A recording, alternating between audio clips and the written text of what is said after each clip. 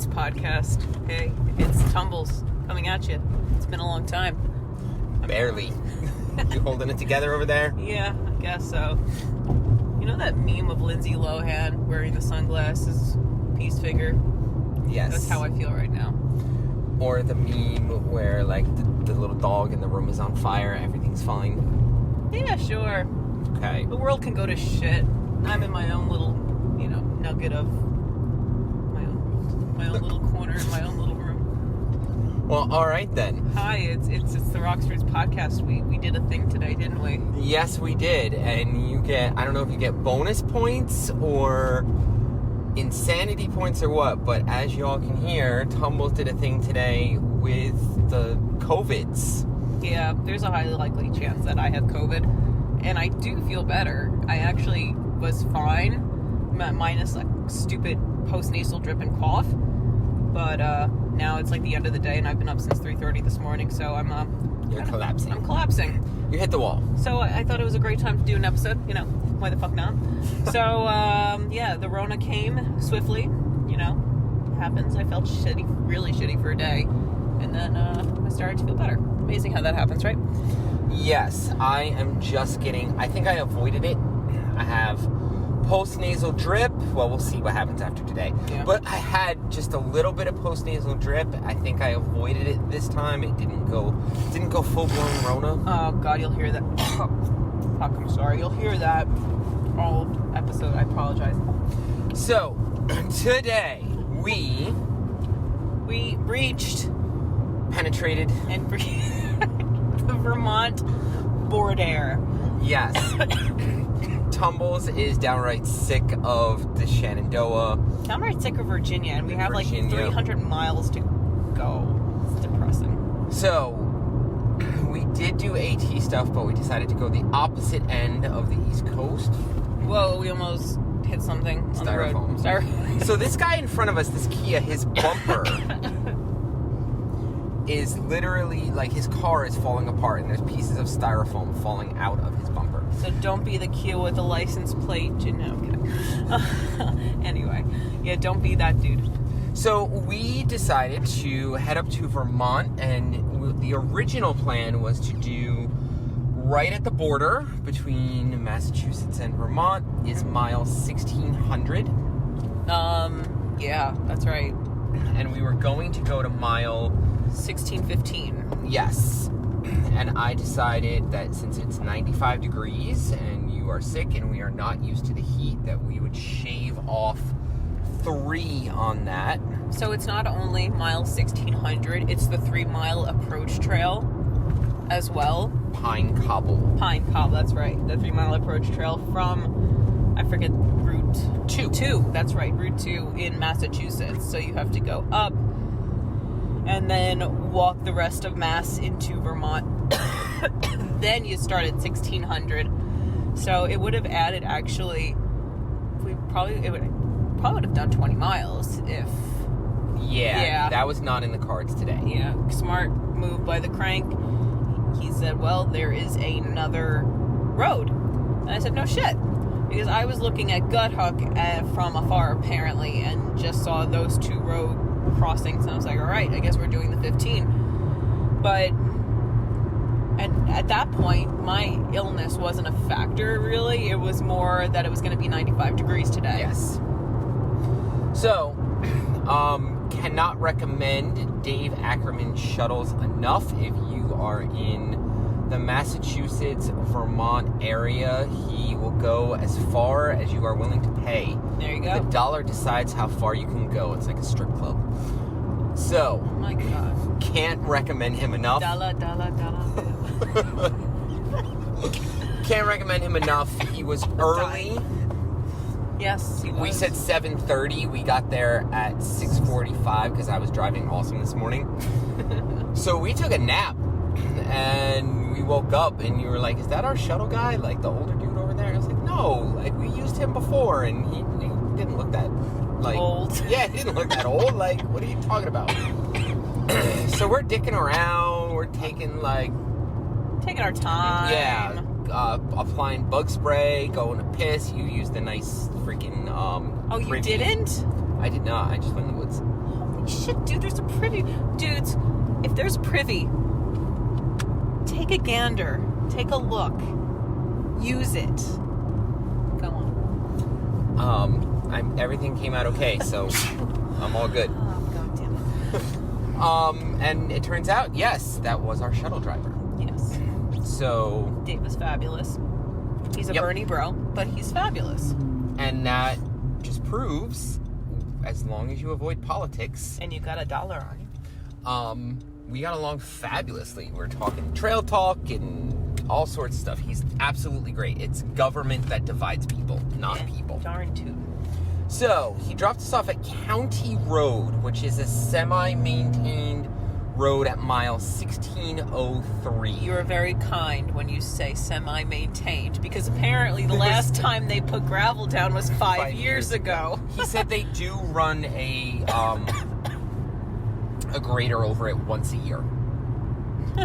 Except the part where the houses stop, then it's completely unmaintained. Basically, 4-wheel drive, higher carriage.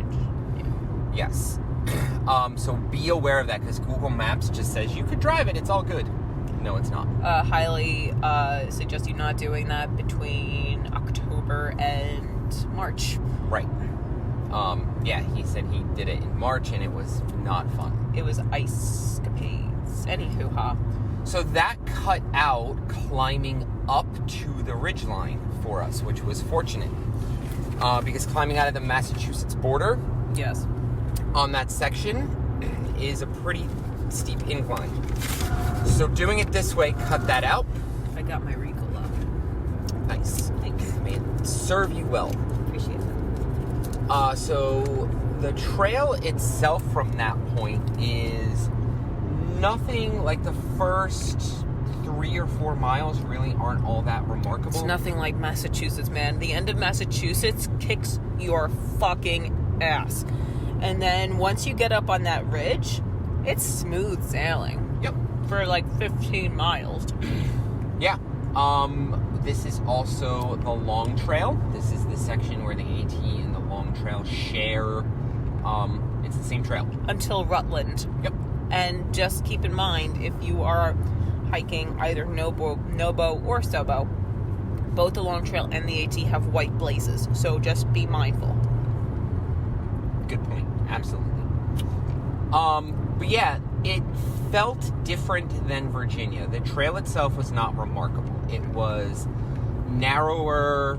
The vegetation is a bit different. It just had a different feel than Virginia. And Dixie has said this in her videos. When you get into Vermont, things start to feel different. From Georgia all the way up through the Midland states, there's not a lot of variety. Things are the same. I guess minus the mountains. Minus the mountains. Pennsylvania, southern Pennsylvania feels a little different. Yep. But you know you're in New England when you're on that trail. A little narrower. Elevation was great. Like, again, nothing remarkable for the first couple of miles. The mud is real. We didn't get it too bad today because it's been a fairly dry season. Yeah, thankfully. And according to the Green Mountain Trail Club, the end of mud season is Memorial Day weekend, which I thought mud season went right into June, which, I mean, people could argue it goes right into June. But once you hit June, then it's black fly season, so have a grand old time with that. We apparently are going to have a grand old time with that down the line. Uh-huh. So, your purchase for gear saved our asses today, if you want to share. Yes, indeed. So, I decided against going to REI and go to my local outdoor store called Campmore. Campmore is a cottage company. They started in the 70s in Bergen County, New Jersey. And I picked up bug nets for the Crank and I. And oh boy, good idea to the tumbles. Yes, literally saved the hike today. Because otherwise we would not have been able to stop. Yeah. You did a little better with them than I did. I found it while hiking to be constrictive and hot. Hot. That's what I found too. Yes. And that's why I lifted it up after a while. But it's worth. You have to wear a cap or a wide brim hat with the bug net, or else you look like Marge Simpson. Yes. Or Lunch Lady Doris. Or Lunch Lady Doris. Lots of Simpsons references. But yeah, I thought it did its job quite well. Yeah, because the second you stop, gnats and mosquitoes all over you, and I cannot imagine what that would be like during black fly season. Oh, man. So, the elevation changes only between 400 and 500 feet throughout the ridge line. So, we had a lovely walk. Really cool. There's just in the mountains, just these ponds. Mm-hmm. One of them is Beaver Dam Outlet. It was created by beavers. Imagine that. Found a really cool tree that they had gotten about 3/4 of the way through, and I guess just stopped. So that was pretty cool. And just a massive beaver dam that has created this giant pond. Mm-hmm. Just in the middle of the mountains. Really cool. And there was another one down the line. There were a couple. Yeah. Just ponds just in the mountains. It was great. And with that comes some breezes, so we were very, very happy with that. It was okay starting out. We started out around 8:15. Yes. And at that point, there was still some cloud cover. It was about 70 degrees, and then by the time noon hit, 11:30-ish. Yup, we could start to feel the temperature rising. Yeah. But we came prepared. We knew that this was going to be a thing today, and we came prepared. I was using Tri-Oral. So a full 2 liters of water, and then just a 12-ounce bottle of water. And in that 12-ounce bottle of water, I was mixing up Excuse me. A rehydration salt. We've mentioned it on the podcast before. Yep. Tri-Oral. This stuff is absolutely amazing. It'll save your hike. It'll save you from getting heat exhaustion, heat stroke. Cannot recommend it enough. Go to Amazon now. Correct. But you had... Yes, I got a sample pack of Element, as told to us by Kyle O'Grady. Nar, if you will. Sponsor us. Yes. Element sponsor us. Hey yo. So I got their sample pack and had all different kinds of flavors. The orange salt was really good. I think that was my favorite one because they have orange, they have raspberry, they have chocolate salt, they have a no flavor, just salt flavor, which was fine, and 2 spicy flavored ones, which I kind of was not a fan of. It was a strange taste, but that's just me. You may love it. So I had that all day long, along with Liquid IV, which I really like in their lemon and lime flavor. Really good, Liquid IV. It kind of makes you want to drink the whole thing, though. That is my downfall with that, because it is quite good. But other than that, yeah, I brought over 2 liters, and then I filled up at the water source. So I think I drank 3 liters of water today. I think I did about the same. Mm-hmm. So we handled for an 11-mile hike. Well, it was 90-something degrees. It Correct. was absolutely brutal out there. It was a little better in the mountains, under the trees, up off the asphalt and up out of Bennington. It was a little better, but it was still... It was saucy, yeah. So... but there were like 2 or 3 times that both of us, we had to stop and say, I'm feeling lightheaded. Yep. I'm getting woozy. We need to mix up some salt. Even though we were drinking the salt, we needed to put more in. And then take some goo blocks and some liquid gel stuff. Untapped for me, the maple syrup. It was very meta. I was using Vermont maple syrup to revitalize myself in Vermont. Question for you. The flavors, did they mask the taste of the salt? Because Tri-Oral is great, but you are drinking salt water. No. Does it mask it? Yes, slightly, but you're still tasting salt. Okay. I'm not a fake raspberry fan to begin with, but the raspberry has been the most disgusting one so far. Okay. But I don't like I don't like raspberry jam, any of that shit. So Try it out yourselves. Don't take my word. You cross a couple of fire roads. Again, the ponds are absolutely fabulous. We just looked at the shelter at dinner, and now it's slipped my mind. Congdon?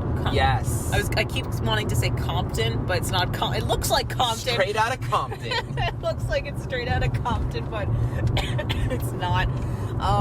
The shelter was built in Congdon. Yeah, the shelter was built in the late '60s, and it looks 1967. and it looks like it's not been updated since. So we were kind of fucking around, like, do you want to feel even more homeless than usual on your thru hike? Stop at the Congdon shelter. You'll enjoy such sights as dilapidated building, disassembled fire pit, bugs, blazing sun, Mice. There's no shade at this shelter. No. The building itself is falling apart. The fire pit is very pitiful. It needs some work. What people like about this area is that there's space for tents. There's a really good water source. Make sure if you want that water source to go spring, fall, it seems like midsummer, that shit dries up. And the other advantage of this shelter is it is literally on the trail. Yeah, you put your hand out from walking on the trail and you'll hit the shelter. Yeah. Everyone on Gut Hook, because it's Gut Hook, far Gut out. Hook for life. Gut Hook for life. They all keep saying that the privy is really clean. So hey, if you want a clean shitter, stay at the Congdon area. The shelter itself, though, just set up your tent. Yeah. In the sun. What's the hill? Because from there you start your ascent to the only hill, like real mountain. We hit 2 mountains. Yes. And I forget the names of both. Oh, that's not good. I guess we'll have to put them on the Instagram or Sorry, the show guys. notes. That's okay. I'm sick. We'll make the correction, and I forget as well. But the second one is pretty cool. They've done controlled burns. Oh, yeah. I don't know if that's to make the view better or fire control. I'm hoping fire control. Yeah, I think it is fire control because that area is extremely Dry. It's up in the sun. dry and exposed. Yep. But there's a very interesting sign right there, as well as a little booklet so you can sign your name. It kind of lets you know where you are on the long trail.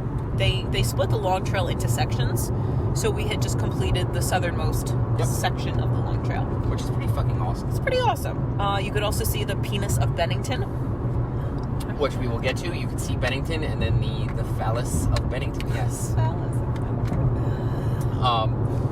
So, and then from there, it's about 1.4, 1.5. Yep, around there. Back to Route 9. And the last 0.7 of that is brutal. Hell on earth. Because you are on the ridge this entire 14, well, we only did 11, but 15-mile ridge line. Right. It no more than a 400 or 500 foot elevation change. Fantastic.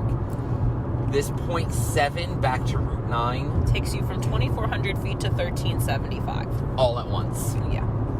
And these trails, we were also commenting on this. The long trail was started in 1910 and completed in 1927 by James Taylor, not the singer, but if that helps you remember, James P. Taylor. And it very much has that New England, early 20th century trail mentality where we're not here to help you out. You're not here to have an easy time of it. Although there was one section where we were walking by that river for about half a mile. That was very appreciated. That was gorgeous. Yeah, I mean, they wanted to show off, quote-unquote, the beauty of Vermont, and to do this, you have to go through what is now Green Mountain National Forest. Mm-hmm. There's actually 2 sections, which I saw on the map. So the southern section, which goes from the Massachusetts-Vermont border to about Bennington, is one section of Green Mountain National Forest. And then we're not in the forest for X amount of miles, and then you go into it again. Okay. But yeah, the long trail goes all throughout that. and they're not interested in making switchbacks for you. Hell no. It is what it is. So this 0.7 was brutal. The elevation change is very drastic. There's no switchbacks. We were very glad to be going down instead of up. Yes, lots of rocks, although I probably would have had an easier time going up. Yeah. I do better. I fell. I win the tumbles game for today. You do. Congratulations. You had nothing. Nope. No falls, no anything. The call off the wild, I did win. Yes. Again, you always win it, but for those of you that forget what that is, you can belch the loudest.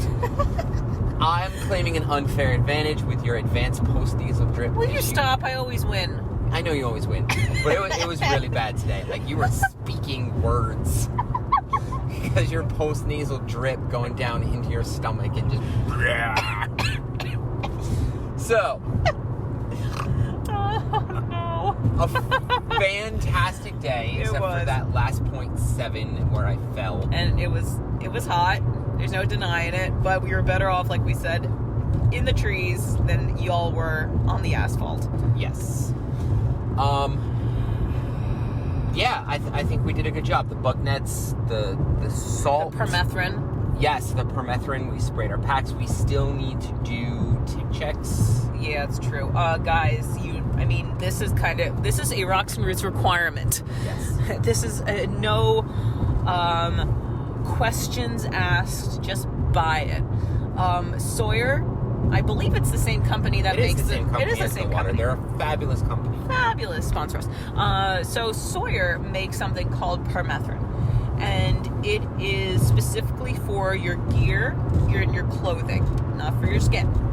So what you do, day or two before your hike, spray your clothing down and spray your packs and your shoes down. Let that shit dry. I fucked this up today. I sprayed my pack before in the parking lot, but the permethrin was at your house, so yes. Whatever. Yes. So spray that down, and you will be literally tick-free for 6 washes. And they say it's good for like 3 rounds of full clothing and gear spraying. That's how much you get out of the bottle. So yeah, you need to run, not walk, to Amazon. Thank you, Jeff Bezos. To get yourself your permethrin. It's only $15 and it will save your heinies. And your Trioral and your Element. Yes, absolutely. But with that being said, still check yourselves. Mm-hmm. I'm going to have my lovely wife, Mrs. Cranky, thank you all for listening to her episode. She was amazed that she got as many downloads as she did. But yeah, she's going to help me out with that. So go find your significant others. Yeah, mine is sick with COVID, so I'm gonna contort myself to look behind me. Get some mirrors. See if those little fuckers are on me. So, yeah, that's the trail portion. It's on a cooler day. It was fantastic anyway, but on a cooler day, it would have been even better. Go during the fall. Yeah. I guarantee it'll be beautiful. Leaf peeping. So we already mentioned... Oh, let's do plants. Oh, yes. So, my first plant is... I forgot the fucking name already. Stand by. Do yours. Okay, mine was a lily. Okay. It was yellow. I forget the name of the lily, but it's part of the lily family. It's pretty low to the ground, and it droops. So the head of the flower looks down to the ground, and it's very sweet. And it's awesome for the bees, and the bulbs are awesome for the bears. You also saw wild strawberry? That's right, I did. As well as both wild raspberry and wineberry leaves and roots. What was that purple thing you said was edible too? Oh, violets. Yes. Yep, I saw violets, which are edible. So, mine was hobblebush, and it's called hobblebush because it can grow between 3 and 6 feet tall, and it's kind of long and spindly like a deer's leg, like hobble. It starts out around now with a white flower.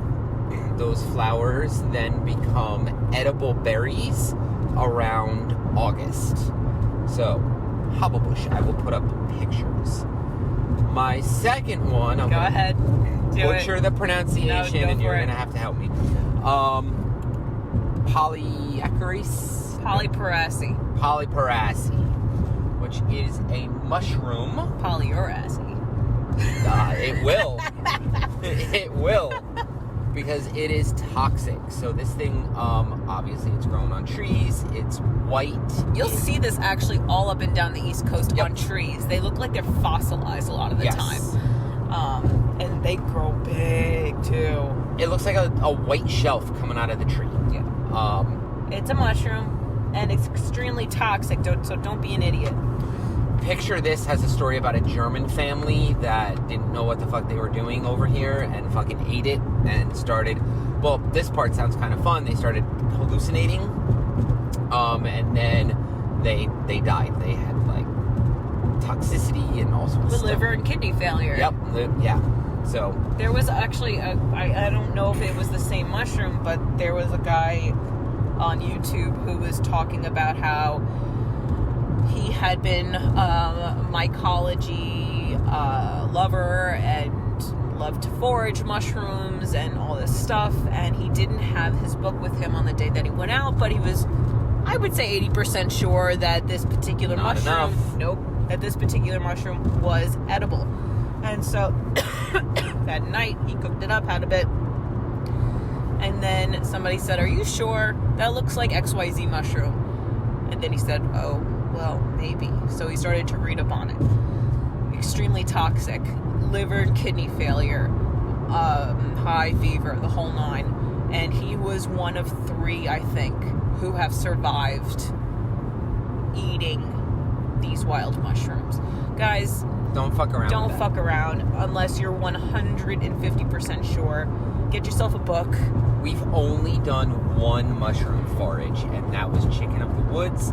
You can't mistake that shit because it's fucking orange. It's the only orange one. That grows off of dead trees. Yeah. And also, oyster mushrooms. You really can't. And look these up. Morels. They're very, what's the word I'm looking for? Distinct. Distinct. That's the word I'm looking for. Oysters are distinct. Morels are distinct. And there are a few others. And all of them are East Coasters. So do your homework. So, there was another cool fact about the Long Trail that we learned today. Once it was completed, they were looking for ways to promote it, and they found 3 women in 1927, again, James Taylor, that wanted to hike it. So he decided to make a really big deal out of this and get the press involved, and they completed their through hike, and it's kind of like They call themselves them 3 Musketeers. Yes, kind of like a Grandma Gatewood situation where once like the press found out, oh my gosh, it's a lady that hikes, they would meet them in towns. And in one section, we listened to a really old interview with one of them on what website was that? Vermont. It's an official Vermont website. It's an official Vermont website, yeah. But yeah, she was all excited because they met her at a crossing with a gallon of ice cream and that they all shared. So we thought that was pretty cool. But post-trail, we went to the Bennington Monument. The Battle of Bennington Monument. Yes. The Battle of Bennington Monument commemorates... Are we okay? Yeah, I'm okay. Okay. The Battle of Bennington, surprise, surprise, which actually took place in New York and not Bennington. In Hoosick, which is over the border, not too far. It's called the Battle of Bennington because the British were, Revolutionary War battle, the British were trying to capture an ammunition depot that was in Bennington. Excuse me. And kind of like... Wow, I can't believe I'm blanking on... Where was this shot heard around the world battle? Bunker Hill? No. 1 if by land, 2 if by sea. Lexington and Concord. Yes, thank you. Kind of like that, the British were going for this ammo cache that we had in Bennington, and were intercepted in New York. Who were the generals? Seth, remember his last name? Warner? Yeah, very good. Seth Warner and oh shit. We're fucking this up. There's another one. Yeah, Seth Warner was the officer for the Green Mountain Boys. Yes. And the officer that I'm blanking on was the the officer of the New Hampshire regiments. For the Americans. Well, So yeah. Because you don't have New Hampshire regiments for the British.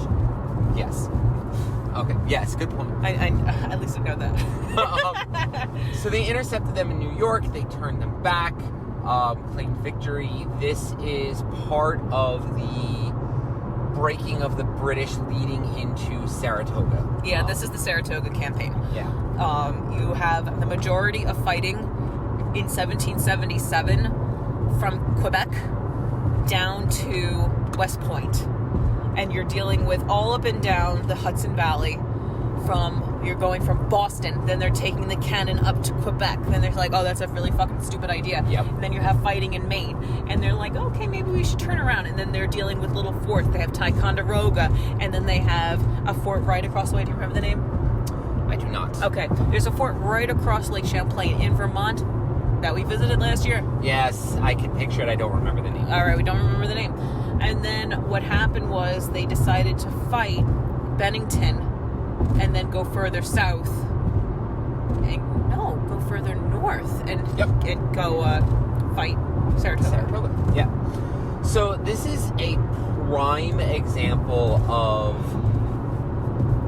home field advantage. The Green Mountain Boys spent their whole lives in these mountains. The British might as well have been on Mars for all that they knew of American mountains. So home field advantage, conditioning as well. England doesn't have mountains like this. No, I mean they have mountains that are actually taller, but they're balds. Yeah. So they don't have the very thick greenery that we have here. So these guys are conditioned for it. They know the terrain. They're motivated because they're defending their homeland. And yeah, 1777, the tide begins to turn because 1776 was a horrible year in the war. Oh my God. Yeah. There was deserting left, right, and center. So, so we thought that was pretty cool, and the monument is huge. The monument oh my God. Yeah, it's massive, and there wasn't even any fighting there. I guess Vermont and Bennington wanted to claim a battle, so they did. Nice area, though. Really pretty area of Bennington. When we first saw it this morning, I'm like, oh gosh, it's the penis of Bennington. It does. It kind of looks like the Washington Monument, just sticking straight up out of the town, and you can see it from all around in the mountains. But yeah, the area is really nice. There's 18th century houses all around there. Absolutely gorgeous. Monument is pretty cool. Go check it out if you are section hiking in this area. And then if you're actually traveling back into New York, go into the town of Hoosick. Really, really cutesy little towns all around there. So do some sightseeing. Yes. I think that is all I have for... Yeah, I can't think of anything else. Marvelous. So that's been the theme tonight. Yep. So next week we are super excited. We are going to Boston. That's right. To go see Metallica. So. And we will be doing some camping. Yes. So we will do an extra special episode. Concert review and Dutch oven recipes. That's right. I'm looking forward to that. Yes. Alrighty, y'all. Well, as per usual, like us, love us. On the gram, Crank is a gram master. Grandmaster Crank. Rocks_and_roots_pod. We're also on the YouTubes under the same name. We're also on the TikToks basically under the same name. We have a Patreon account. So, I mean, it's been quiet. If you feel like giving a few bucks, we would be happy to take it off. We do pay for the subscriptions to Podbean. That's where we put our podcast episodes up from, as well as Zoom, where we do our interviews. I think that's it, right? I think that's it. I'm tired. Until the next one. Ciao.